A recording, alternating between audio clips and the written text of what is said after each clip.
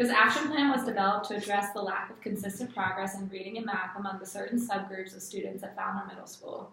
This action plan was designed using DataWise and the concept of distributed leadership. The school's administration fosters a learning environment for the teachers and students, as is a goal for teachers to take ownership of their teaching, become leaders, and use data to address areas of concerns regarding instruction.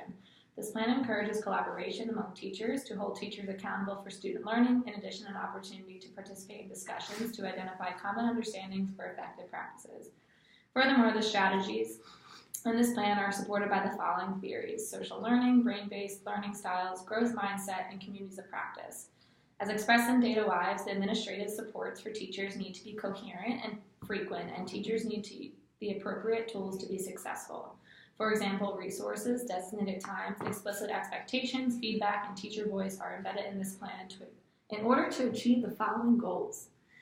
So we want to generate growth and consistent progress on ELA and math test scores for special ed and ELL students. We need to improve the Tier 2 and Tier 3 intervention for special ed and ELL students, and we need to improve effective teaching and instructional practices to support all students. So in order to do that, we're going to have a school-wide PLCs, we're going to have a new RTI framework, and a school-wide UDL implementation. So first for the PLCs, we're going to set like a PD for PLCs. We need the teachers to understand the foundation of PLCs, set the norms, understand the protocol. And then we're going to have administrative-led department PLCs. So during department monthly meetings, administrators are going to lead PLCs, and they're going to use data to analyze the low-performing areas with teachers. They're going to have those teachers pose and answer questions based on instructional practices in order to develop instructional practices and interventions to improve those low-performing areas. And the long-term goal here is to have grade-level department PLCs. So during grade-level content meetings, they're going to implement those instructional practices they've developed based on data. They're going to progress monitor students and obviously use previous and current external and internal data measures to understand if students are making progress and if the plan is effective. Next, we're going to do a new RTI framework. We're first going to have teachers use data to identify ELA and math Tier 1 and Tier 3 groups. After we identify what students are in those intervention groups, we're going to use the data to develop research-based interventions. And the long-term goal here is the implementation of Tier 2 and Tier 3 interventions for ELA and math. And obviously, teachers are going to analyze previous and current data measures to monitor students, put them in appropriate tier, and determine if this plan is effective. And last but not least, we're going to have effective teaching and instructional practices for UDL. If you guys, it's all in, there's charts if that helps you out. The short-term goal is to have a professional development for UDL. So this is really to get the whole school to apply and understand what UDL is. They're going to identify the 3 components of UDL and kind of model how to put UDL in their lessons. Next, we're going to have implementation of 1 component of UDL. So during content planning, teachers are going to work with administrators to look at their lessons and identify where they can put 1 component of UDL in their lesson.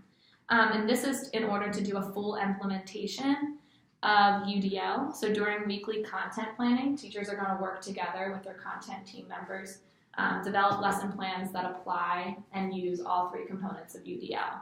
And also they're going to analyze previous and current external and internal measures in order to identify if students are progressing, if they're making consistent growth, and obviously if this is an effective plan. UDL was picked because it eliminates barriers and it's meant to be designed for students that are already within the margins. In order to show evidence of implementation, during PLCs, we're going to have staff surveys and feedback. We're going to have meeting documentations from PLCs. We're going to have unannounced PLC observation by administration. For RTI, we're going to have an RTI schedule and grouping of students. We're going to have specific intervention plans for each tier. We're also going to have grade level ELA and math progress monitoring data. And for UDL, we'll have staff surveys and feedbacks on the professional development. We'll have UD lesson plans developed during the PDs. We'll have lesson plans and unannounced observations by administration. All right. Perfect. Oh, yeah. I guess turn it on them. Yeah.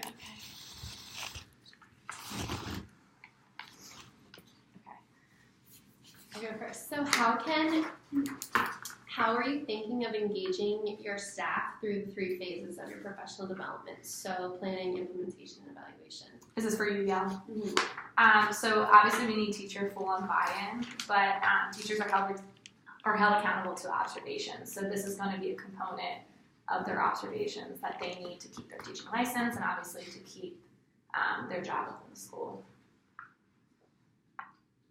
So you note that through this action plan, you reference the idea of distributive leadership. So with your ideas of RTI, UDL, and the PLC, how do you feel that those connect to the idea of distributive leadership? If you look at PLCs, we're first starting with the professional development. That's all on admin to kind of train and make the teachers and staff feel comfortable. Then it goes to administrator-led PLC, so the administrators are in charge, the facilitator of the PLC. But by January of 2020, those administrators are not involved in the process. It's on the grade level department team to identify who's the facilitator. But however, the teacher is still held accountable because they're going to have those unannounced PLC observations. I guess she might have asked this question a little bit, but kind of, what do you think like the best way is to kind of get the teacher like to buy, like you said, challenges, teacher buy-in and commitment, like the best way to kind of get them to buy into all of it? I definitely think motivation and encouragement is one. You know, the teachers have to feel supported. So I feel as if we're taking so much time for those professional developments in the beginning of the year, and they're during monthly faculty meetings, so it's not like we're taking additional time from their, planning period. They're required to be there, and we're giving them time to already take the lessons that they have to apply to UDL. So we're giving them the time that's not outside of their own time. But we only have them using one component of UDL for the rest of the year. You just get comfortable with the one, so then they feel successful, let's do all 3. I also think it was important that the administrators are going to be in their planning during that time to really adapt to UDL, so they're not alone. They're going to be relying on the administration, and hopefully by the end of the year, they're going to feel successful that they're going to do all 3. How will you know that your teacher professional development plans are successful? So for PLCs or UDL in general? I guess the PLCs, yeah. Just because I think they're going to have a predetermined agenda, so they're not going to go there and not know what needs to be accomplished or what's the objective of the meeting. So it's up to the administration to have a predetermined agenda and protocol for each PLC. And also, if you look on the side, there is research that's going to be used. So that's specifies what PLCs need to have. You mentioned for RTI specifically, you'll have the teachers analyze the current data in implementing the second and third tiers, or second and third tier interventions, in order to understand if it's effective. At what point, it's probably on this in front of me, where in the process with RTI goal-wise would that be their initial analyzing the data? So the first step is to look at multiple assessment measures. So that's like internal and external, so state assessments, benchmarks, and obviously what's going on in the classroom, to first group those students into Tier 1 and Tier 2.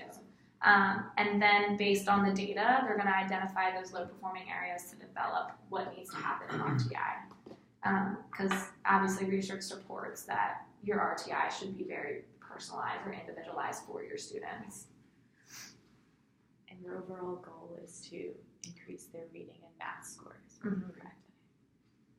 Because if you look at the assumptions, it was assumed that the special education and ELL students are not receiving effective and or correct intervention. So to address that concern, I'm really having them use data to identify those low-performing areas.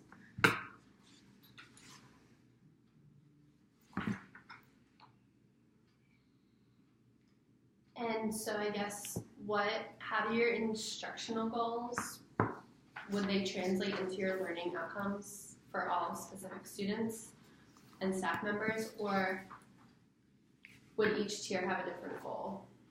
So for tier 2 and tier 3, obviously for tier 2, those are students that are not making progress in tier 1, but they don't meet as the intensiveness of a tier 3. So the students are going to be based in tier 2 and tier 3, but within those tiers, it's going to be broken down more. So here's our students that need these math concepts or these ELA concepts, and then so it's going to be very differentiated. And then obviously in the plan it says the teachers are going to determine which assessment they're going to use to progress monitor. So in this case, is it the test that they take to get into RTI? Is it the benchmark, math inventory as an example, or STAR? But it needs to be bi-weekly, so they need to see how often these kids are progressing.